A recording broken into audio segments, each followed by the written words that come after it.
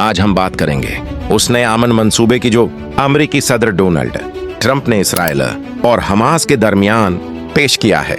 इस मंसूबे को 20 निकाती अमन फार्मूला कहा जा रहा है और अगर ये कामयाब हो गया तो गजा की जंग खत्म हो सकती है।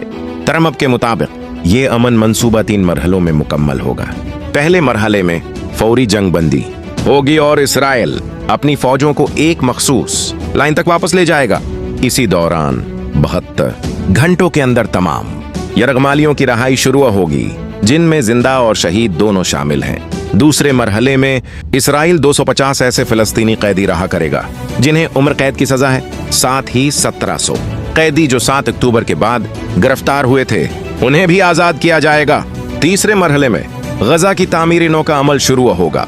पानी, बिजली, अस्पताल, स्कूल सब कुछ बहाल करने का वादा किया गया है। गजा का इंतजाम एक आर्जी टेक्नोक्रेटिक हुकूमत के स्प्रेड किया जाएगा, जिसकी निगरानी एक बैन अल-अक़वामी बोर्ड ऑफ पेस करेगा।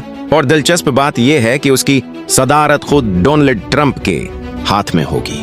नेतन्याहू ने कहा है कि वो उस मंसूबे की हमायत सिर्फ इसी सूरत में करेंगे जब हमास अपने हथियार डाल दे और गजा को मुकम्मल तौर पर गैर अस्करी इलाका बनाया जाए। अब असल सवाल ये है, क्या हमास उस अमन मंसूबे को कबूल करेगी या एक और खूनरेज बाब शुरू होने वाला है? कमेंट में बताएं, आपके ख्याल में यह अमन मुआहदा कामयाब होगा या सिर्फ एक सियासी तमाशा है?